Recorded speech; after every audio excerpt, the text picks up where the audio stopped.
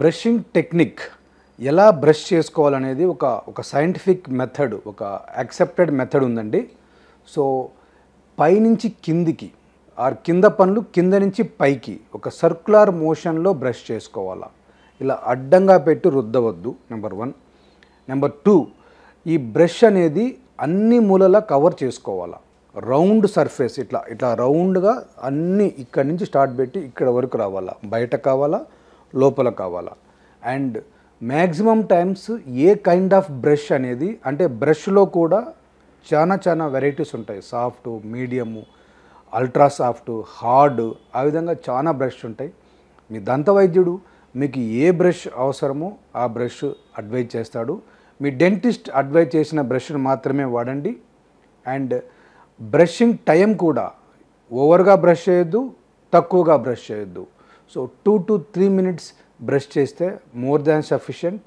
And అన్ని భాగాలు cover అయ్యేటట్టు 2-3 నిమిషాల్లో మంచిగా బ్రష్ చేసుకోండి.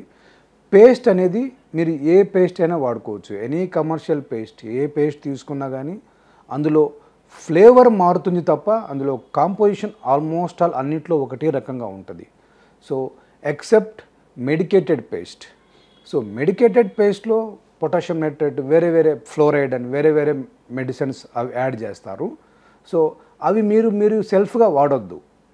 అది మీ డెంటిస్ట్ అడ్వైజ్ చేస్తేనే వాడుకోండి. మీకు సెన్సిటివిటీ ఉందనో, లేకుంటే వేరే కేరీస్ ఎక్కువ వస్తుందనో, లేకుంటే వేరే కారణం వల్ల మీ డెంటిస్ట్ ఒక పేస్ట్ ఇస్తే ఆ పేస్ట్ వాడుకోండి. వేరే ఎలాంటి సమస్యలు లేకుంటే మీకు నచ్చిన పేస్ట్ వాడుకోండి. అన్ని పేస్ట్లు సేమ్, దాంట్లో పెద్ద డిఫరెన్స్ ఏముండదు. పేస్ట్ కంటే మీరు ఎలా బ్రష్ చేస్తున్నారు అది ఇంపార్టెంట్.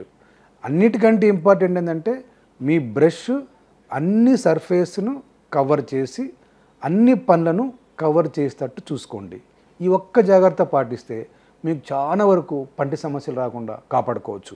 ఈ బ్రష్ చేసేటప్పుడు మీ బ్రష్ పంటిని మాత్రమే కాకుండా చిగుర్ల మీద కూడా కవర్ అయ్యేటట్టు, చిగుర్లను కూడా టచ్ అయ్యేటట్టు చిగుర్ల మీద కూడా బ్రష్ చేసుకోండి. ఇదంతా అయిపోయినాక టంగ్ మీద కూడా బ్రష్ చేసుకోవాలా. చాలామంది చెయ్యరు. సో అదే ఫోమ్తోని, అదే బ్రష్తోని టంగ్ సర్ఫేస్ మీద కూడా క్లీన్ చేయండి. సో దానివల్ల టంగ్ మీద పట్టిన పాచి కూడా వెళ్ళిపోతుంటుంది.